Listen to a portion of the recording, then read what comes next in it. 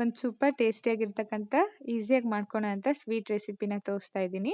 Instant ದುಡ್ಡು ಬೇಡ, ಇದನ್ನು 5 ನಿಮಿಷದಲ್ಲಿ ಮಾಡ್ಬೋದು. 5 ಇಂಗ್ರೀಡಿಯೆಂಟ್ಸ್ ಬೇಕಾಗಿರೋದು. Welcome to my channel recipes of my kitchen. ಇಂಗ್ರೀಡಿಯೆಂಟ್ಸ್ನ ನೋಟ್ ಮಾಡ್ಕೊಳ್ಳಿ.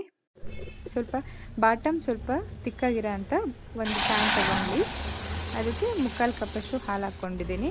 ಹಾಲು ಸ್ವಲ್ಪ ಬಿಸಿ ಆದಮೇಲೆ ಒಂದು ಅರ್ಧ ಕಪ್ಪಷ್ಟು ಸಕ್ಕರೆ ಹಾಕ್ಕೋಬೇಕು. ನೆಕ್ಸ್ಟು ಇದಕ್ಕೆ ಸ್ವಲ್ಪ ಕೇಸರನ್ನ ನೆನೆಸ್ಕೋಬೇಕು. ಅದಕ್ಕೆ ಒಂದು 1/4 ಕಪ್ಪಷ್ಟು ಹಾಲಿಗೆ ಒಂದು 5 ಎಸಳೆಯಷ್ಟು ಕೇಸರನ್ನ ಹಾಕ್ಕೊಂಡು ಇಟ್ಕೊಂಡಿದ್ದೀನಿ. ಒಂದು 15 ಮಿನಿಟ್ಸ್ ನೆನೆಸ್ಕೋಬೇಕು. ನೆಕ್ಸ್ಟ್ ಈಗ ಹಾಲು ಕಾದಿದೆ. ಇವಾಗ 15 ನಿಮಿಷ ಆಗಿದೆ. ಇದು ನೆನೆಸ್ಕೊಂಡು ಸ್ವಲ್ಪ ಲೈಟಾಗಿ ಕಲರ್ ಚೇಂಜ್ ಆಗಿದೆ ನೋಡಿ. ಇದಕ್ಕೆ ಹಾಕ್ಕೋಬೇಕು. ನೀಟಾಗಿ ಮಿಕ್ಸ್ ಮಾಡ್ಕೊಳ್ಳಿ. ಇದಕ್ಕೆ 1 ಕಪ್ ಮಿಲ್ಕ್ ಪೌಡರ್ನ ತೊಗೊಂಡಿದ್ದೀನಿ. ಸ್ವಲ್ಪನೇ ಹಾಕ್ಕೊಂಡು ನೀಟಾಗಿ ಮಿಕ್ಸ್ ಮಾಡ್ಕೋಬೇಕು. ಗಂಟು ಹಿಡ್ದಾಗೆ ಮಿಕ್ಸ್ ಮಾಡ್ಕೊಳ್ಳಿ.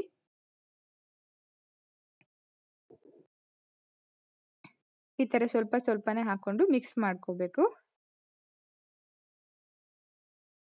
ಎಷ್ಟು ನೀಟಾಗಾಯಿತು. ಇವಾಗ ಒಂದು 2 ನಿಮಿಷ ಬೇಯಿಸ್ಕೊಂಡ್ರೆ ಸಾಕು. ಇದಾಗಲೇ ಗಟ್ಟಿಗೆ ಆಗ್ತಾ ಇದೆ ನೋಡಿ.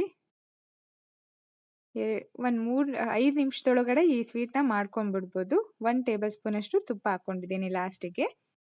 ಇದನ್ನು ನೀಟಾಗಿ ಮಿಕ್ಸ್ ಮಾಡ್ಕೊಳ್ಳಿ. ಅದು ಫುಲ್ಲು ನೀಟಾಗಿ ಪಾತ್ರೆ ಬಿಡ್ತಾ ಇದೆ ಅಂದರೆ ಆಗಿದೆ ಅಂತ ನೋಡಿ. ಇವಾಗ ಈ ಥರ ಆಗಿದೆ. ಇವಾಗ ಇದಾಗಿದೆ. ಒಂದು ಪ್ಲೇಟಿಗೆ ಸ್ವಲ್ಪ ಆರ್ಕೊಳ್ಳಿ.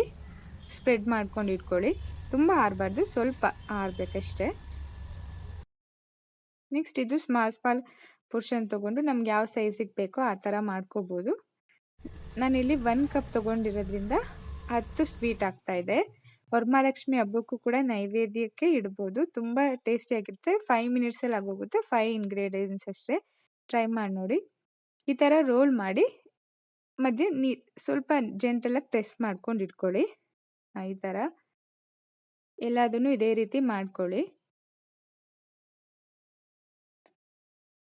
ಇದಕ್ಕೆ ಬಾದಾಮ್, ಕ್ಯಾಶು ಯಾವ್ದು ಡ್ರೈ ಫ್ರೂಟ್ಸ್ ಇದೆಯೋ ಅದರಿಂದ ಡೆಕೋರೇಟ್ ಮಾಡ್ಕೋಬೋದು. ನಾನಿಲ್ಲಿ ಬಾದಾಮ್ ತೊಗೊಂಡಿದ್ದೀನಿ.